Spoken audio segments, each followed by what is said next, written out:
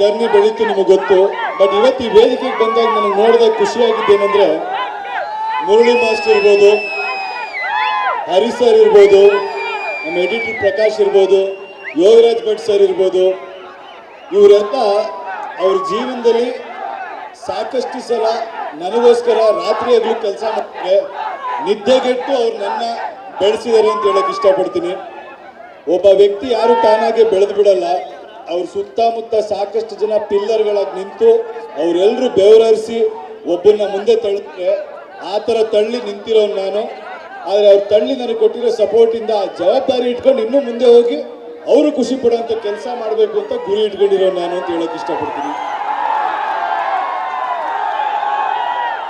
ಯಾಕಂದ್ರೆ ಇವತ್ತಿನ ದಿನದಲ್ಲಿ ನಾನು ನೋಡ್ತಾನೆ ಇರ್ತೀನಿ ಕನ್ನಡ ಸಿನಿಮಾ ಅಂದಾಗ ನನಗೆ ತುಂಬಾ ಬೇಜಾರಾಗೋದು ಏನು ಗೊತ್ತಾ, ಯಾಕೆ ಗೋಲ್ ಆಡೋದಕ್ಕಿಂತ ನಾನು ಒಂದ್ಸಲ ಹೇಳ್ಬಿಡ್ತೀನಿ ಕೇಳಿ. ಯಾವಾಗಲೂ ಕೂತ್ಕೊಂಡು ನಾನು ಒಂದ್ಸಲ ಬೈತಾ ಇದ್ದೆ ಜನಕ್ಕೆ, ಕನ್ನಡ ಸಿನಿಮಾ ನೋಡಲ್ಲ, ನಮ್ಮ ಜನಗಳು ಬಂದು ಬೇರೆ ಭಾಷೆ ಸಿನಿಮಾಗಳನ್ನ ನೋಡ್ತಾರೆ, ಕನ್ನಡ ಸಿನಿಮಾ ನೋಡಲ್ಲ ಅಂತ ನಾನು ಯಾವುದೋ ಇಂಟರ್ವ್ಯೂಲ್ ಮಾತಾಡಿದ್ದೆ.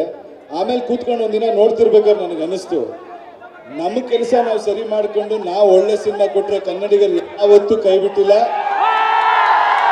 ಅಭಿಮಾನಿಗಳು ಯಾವತ್ತಿದ್ರೂ ಒಳ್ಳೆ ಚಿತ್ರನ ಹರಿಸ್ತಾರೆ. ಸೊ ಸಾಕಷ್ಟು ಜನ ಕೇಳ್ತಾ ಇರ್ತಾರೆ ನನಗೆ ಬಂದು ಸಿನಿಮಾಲಿ ಹೊಸಬ್ರಿಗೆ ಲಾಂಚ್ ಮಾಡಿ ಅಥವಾ ಈವೆಂಟ್ ಮಾಡಿ ಅಂತ. ನಾನು ನಂಬೋದು ಒಂದೇ, ಈವೆಂಟಿಂದ ಅಟೆನ್ಷನ್ ಸಿಗ್ಬೋದು, ಬಟ್ ನಿಜವಾದ ಗೆಲುವು ಸಿಗೋದು ನಾವು ಬರ್ತೀವಿ ಅನ್ನೋದ್ರಿಂದಲ್ಲ, ನೀವು ಮಾಡೋ ಕೆಲಸದಿಂದ,